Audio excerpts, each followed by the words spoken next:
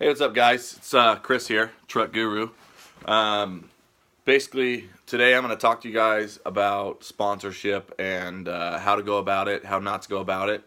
There's a lot of stories out there on how you should go about, doing things and getting these partnerships with these companies and manufacturers, especially for shows like SEMA, things like that. So today we're going to kind of throw a couple things out there and hopefully set a couple things straight in the industry on how things should and shouldn't be done. So for one, you know, the number one thing that I think manufacturers absolutely hate getting is when somebody sends them a DM and says, "Hey, how do I get sponsorship?" And number one, sponsorship is spelled incorrectly. That's one thing that I think drives them crazy, and instantly they just throw that in the no pile. A lot of them are very, very kind in dealing with the amount of people that hit them up and ask them for sponsorships. They respond to them, tell them how to go about it, fill out paperwork, go to a link on a website, whatever, and they're very polite about it. When some of them just want to say, "Hey, get out of here." So number one, come at them correctly. A lot of them don't want you in their DM box. A lot of them have specific links set in place on their websites so you can go and fill out a sponsorship document and turn it in and do it that way. They have info sections you can ask there. A lot of them, a lot of them have people that run social media, and they don't have the knowledge or the ability to make those type of decisions off of a social media account. So just keep that in mind when you guys are reaching out to these manufacturers and trying to get these partnerships with these companies in terms of products.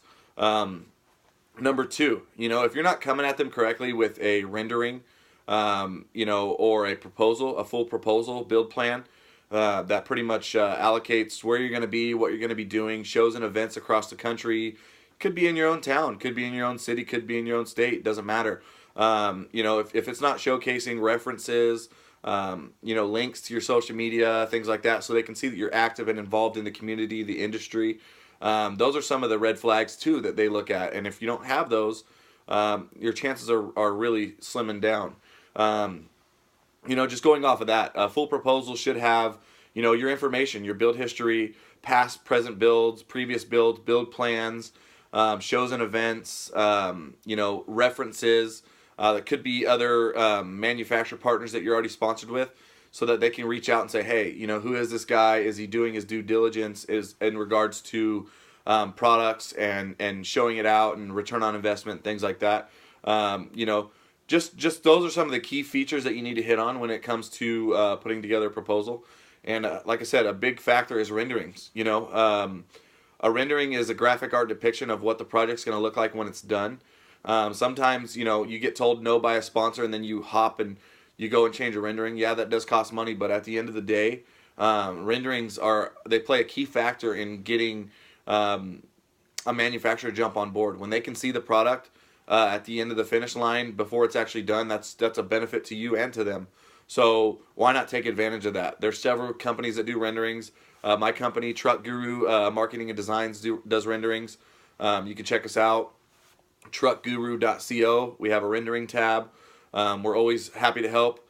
There's a couple other big names in the industry. We got Keg Media. They do renderings, as well as Strictly Custom Designs, Michael. Those guys also do a good job on rendering. So reach out to one of us. That's a key factor in getting sponsored. So if you're not doing those simple little things, those are going to hurt your chances of actively being partnered up with some of these manufacturers you're trying to get product from. Another thing, don't be a product whore. Just because you can get as much product as you can doesn't mean you should. There's a point in a build where it looks like it's just too much, and you're just basically just trying to do it for the free product. That's a no-no. Also, another no-no I think would be, just the simple fact that you're not doing what you say. If you have no intentions of actually doing anything, or you just want the free product just so you could sell your vehicle, or just so you can, have it and, do whatever, that's a no-no. That's going to hurt your chances. And if you don't think that these manufacturers communicate with one another, you're highly mistaken, because these guys, they do talk. And if you screw one of them over, chances are another company's going to know about it. If you reach out to that company, you're just going to get thrown in the no stack. And I mean, if you want to start off bad, go ahead.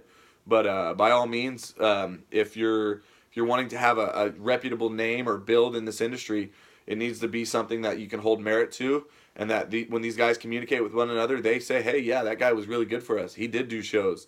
He did create content. He did social media tags. He did, everything he said he was going to do, he did. So pretty much keeping up with your promises are a big factor in whether or not you should or shouldn't be sponsored. I myself deal with SEMA heavily and a lot of manufacturers throughout the year.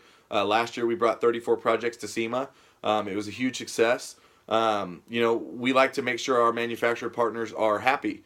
And by doing those things, there's several different factors that you need to keep in mind, when doing these builds. And it's not just about you and getting the product, getting it on the build, getting the build finished, completed, and whatever. It's about maintaining the partnership for this year and so on.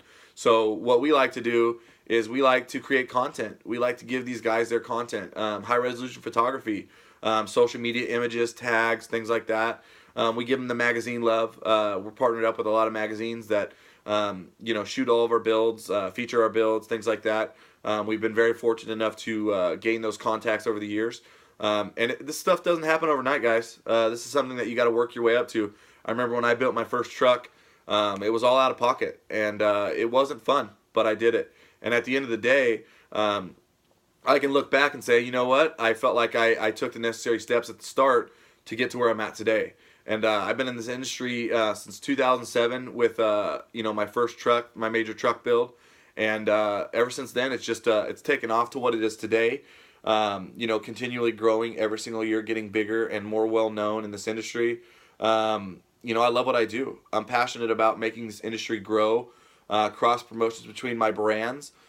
Just pretty much helping companies grow is something that I look for, because when you help a company grow and you give them that return on investment that they desire from doing a partnership with you, it helps the industry grow, and it maintains that company is going to stick around for that much longer in this industry. So if you can do that, your chances are great at getting sponsored. So look back at this video, let me know what you guys think. If you guys have any questions, drop them in the comments.